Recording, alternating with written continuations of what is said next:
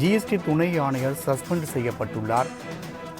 தமிழ்நாடு புதுச்சேரி மன்ற ஜிஎஸ்டி துணை ஆணையர் பாலமுருகன் தற்போது சஸ்பெண்ட் செய்யப்பட்டு நாம் அண்மை செய்தியாக பார்த்துக் கொண்டிருக்கிறோம். இவர் சேலம் விவசாயிகளுக்கு அமலாக்கத்துறை சம்மன் அனுப்பியதற்கு எதிர்ப்பு தெரிவித்திருந்தார் என்பது குறிப்பிடத்தக்கது. மேலும் கூடுதல் விவரம் செய்த ராகவேந்தர் வழங்க கேட்கலாம். ராகவேந்தர், ஜிஎஸ்டி துணை ஆணையர் சஸ்பெண்ட் குறித்தான கூடுதல் விவரங்களை பதிவு பண்ணுங்கள். வணக்கம்.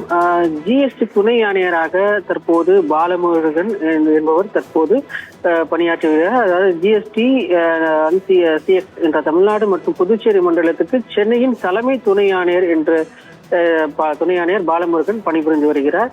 இவர் இந்த சமீபத்தில் சேலம் ஆத்தூரை சேர்ந்த விவசாயிகளுக்கு அமலாக்கத்துறை அவர்களின் ஜாதி பெயரை குறிப்பிட்டு சம்மன் அனுப்பிய விவகாரத்தில் இதற்கு பொறுப்பேற்று நிதித்துறை அமைச்சராக இருக்கக்கூடிய நிர்மலா சீதாராமன் பதவி நீக்கம் செய்ய வலியுறுத்தி குடியரசுத் தலைவருக்கு கடிதம் அளித்திருந்தார்.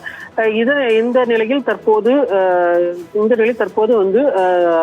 ஜிஎஸ்டி தலைமையகம் ஒரு உத்தரவை பிறப்பிக்கப்பட்டிருக்கிறது. அதாவது அவர் மீது ஒழுங்கு நடவடிக்கை எடுக்கப்பட்டிருப்பதாக, அதன் அடிப்படையில் இடைநீக்கம் செய்யப்பட்டிருப்பதாக அவர்கள் அந்த ஜிஎஸ்டி தலைமையகத்திலிருந்து ஒரு சஸ்பென்ஷன் ஆர்டர் வந்திருக்கிறது.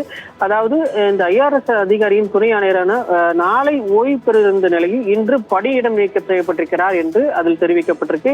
இதே நேரத்தில் ஓய்வு பெறுவதற்கு 3 மாதங்களுக்கு முன்னதாக ஒரு விருப்ப ஓய்வு கேட்டு விண்ணப்பியிருந்தார்.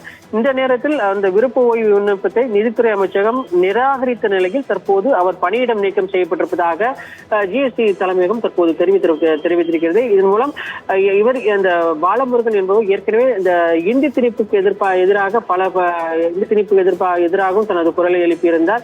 இதற்கு தமிழக முதலமைச்சர் மற்றும் காங்கிரஸ் உள்ளிட்ட பல்வேறு அமைப்புகள் அவருக்கு ஆதரவாக குரல் கொடுத்திருந்தன. இந்த நிலையில் நாளை விருப்ப ஓய்வு கேட்டிருந்த நிலையில் தற்போது அவர் இடைநீக்கம் செய்யப்பட்டிருப்பது அரசியல் வட்டாரத்தில் மிகவும் பரபரப்பை ஏற்படுத்தியிருக்கிறது என்று கூறலாம்.